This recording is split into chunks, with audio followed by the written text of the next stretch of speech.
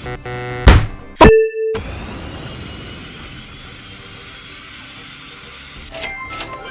them to bring me my money.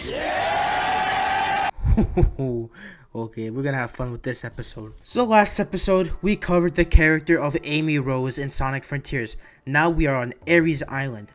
And on this island, we are here to save the one and only Chuckles, Knuckles the Echidna.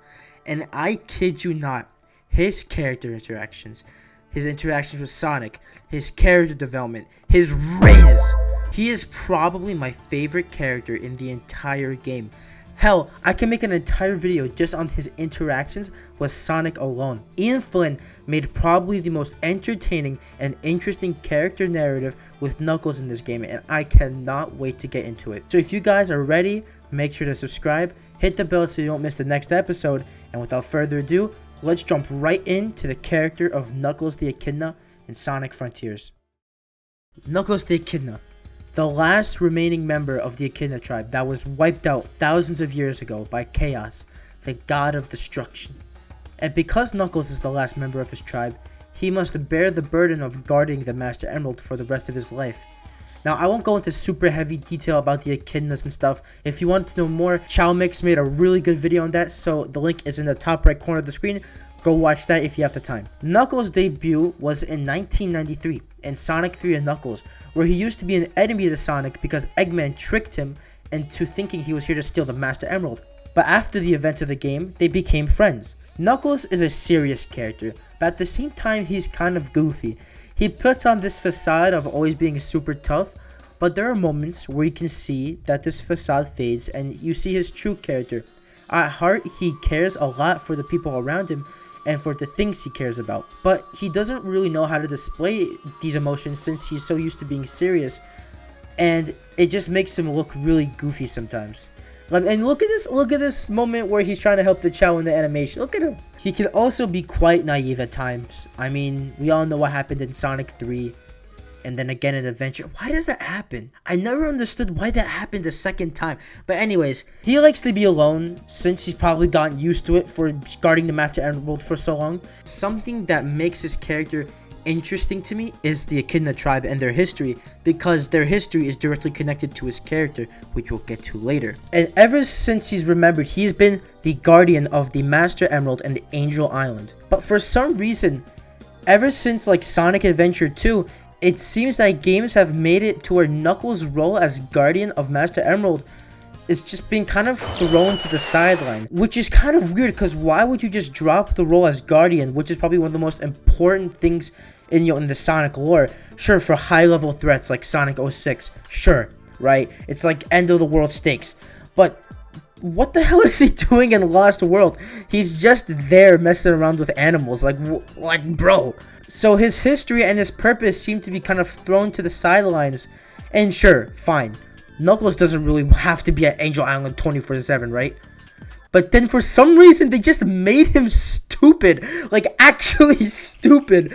And, okay, we're gonna see from Sonic Boom. He is struggling to distinguish left from right. If I was an edgy commentary channel back in 2011, I would be calling him something else. Let's just put it that way. Yeah, I get that Knuckles can be naive and a bit clumsy at times, but he's not an idiot. Just for the fact that he is the most knowledgeable about the emeralds and their powers makes him one of the more smarter characters in the series.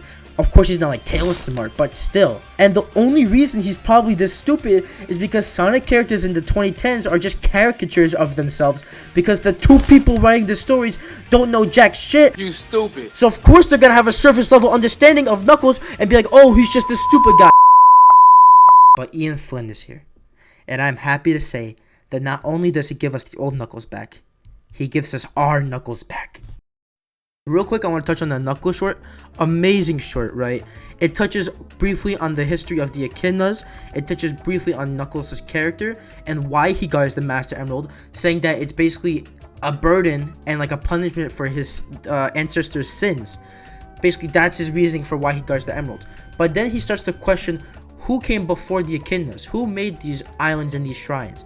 And then he goes to Sky Sanctuary, he finds this little Chow, he breaks this wall, he finds a cyberspace portal, he ends up in cyberspace. I see one of the greatest pieces of animation I've ever seen in my life, and then he gets kidnapped by Sage and put on Ares Island. Now I'm gonna go a bit more in depth with it later once we get to his character, but I really like this. First of all, they bring back the echidnas and his history. That's already a plus. Also, the short gets his character perfect.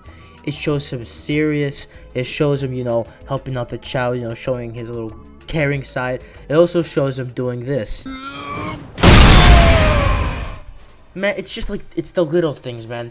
It doesn't go too overboard, but it's just like, it's perfect. This is Knuckles. This is what he would be doing, just chilling by himself on Angel Island, bro. I know it's a very bare bones explanation, but I wanna blitzkrieg through this right now so that we can get to the fun stuff. Then we cut to the actual game, and it just gets better, man. I just want to talk about Sonic and Knuckles' interaction in this game real quick. When you see these two talk to each other, you can tell that these two have been through it a lot, man. They talk to each other like they're brothers, man. Busting each other's chops, messing with each other, joking around. I mean, bro, look at this motherfucker's smug face, bro. You know he's about to clown on this guy for getting captured. The relationship with Sonic and Knuckles in Frontiers feels like you're messing around with your best friend. And I feel like that's why a lot of people, including myself, really enjoy their interactions. Not only does it show that these two who were once trying to kill each other now talk to each other like they're best friends, showing how they've been through a lot together, but also it just seems relatable. It's kind of like a rule in friendships that if you don't clown on your friends from time to time, then y'all ain't real friends, right? Because only real friends can make fun of each other and be like, oh, you're cool, man, that's fine, whatever. Because you're friends, you're allowed to do that, because, at the end of the day, it's all jokes. So seeing Sonic and Knuckles do this, it just feels so relatable. Now, Knuckles himself seems to be a return to form. A lot of his character traits from the older games seem to, be returning. He's serious, he's cocky at times, and even has moments where he opens up. But what I really appreciate is that this game finally adds new lore to Knuckles' history. We learn in this game that when the ancients were traveling space, finding a new world, the Chaos Emeralds were drawn to the Master Emerald, which was on Sonic's world the whole time, which is a whole video in of itself. Wink, wink, nudge, nudge. What the fuck am I doing? And and when they arrive, they build the shrines for the emeralds and the Master Emerald. Then, when he realizes that these were the original emerald shrines, he does everything in his power to protect what remains, because he doesn't want to lose his history, showing again that Knuckles would do anything in his power to protect the things he cares about. And then we have the storyline with the Cocos, and when we get to the end of the story, it's gonna, get you in your feels, man. So basically, Knuckles' whole thing with the Coco is that he's basically their military leader, and he has to act as their general to lead them to battle, and so that they're victorious, so that they can complete their duties and pass on. Similar to how Amy helps them find their loved ones and they pass on. Now, I think this fits perfectly for Knuckles since he's part of a tribe full of naturally born leaders and warriors, so him leading an army of warriors to battle just makes sense. On this island, we start to really see what happens to the ancients, and we see that they were wiped out by a godlike force. And when we get to the scene with Sonic and Knuckles, Knuckles mentions that his tribe was wiped out in a similar way, and it makes him realize that he is all alone. Now, I love this whole moment in the game, because not only does it build off the animation, right? Because in the beginning of the animation, he's talking about how he's alone and how he's fine with it, right? And then he interacts with the Coco, and it reminds him of his own tribe, and it feels like this is a great way to incorporate Knuckles' lore and past with his character, but expand upon it in a way that has never been touched on before. And in the end, Sonic reassures Knuckles that he's not alone, he still has his friends. And then he encourages him to, go out and live a little. Now, what does this mean for Knuckles' future? Well, I think that he will mostly stick to being the guardian of the Master Emerald. Even at the end of the game, he says he can't wait to return to Angel Island. I think he's just way too used to that way of living that I don't think there's really a way that he can change that. But I do think that he will, be less strict with himself. I think in the future, Knuckles might try to find more ruins that were left by the ancients, since he wants to know more about this past. And listen, if he found one of the portals on the islands, what's to say that there's not more, even below or inside of the islands. So I feel like that maybe could be like a nice little side game or maybe part of the next game's story. Knuckles and Sonic Frontiers brings us back to this character's golden days, where he's finally portrayed like how he once was. His history was not only made important again, but it's used to expand with new lore that also affects Knuckles' character and helps him grow in this game. And interactions he has with Sonic are just a treat to watch, man.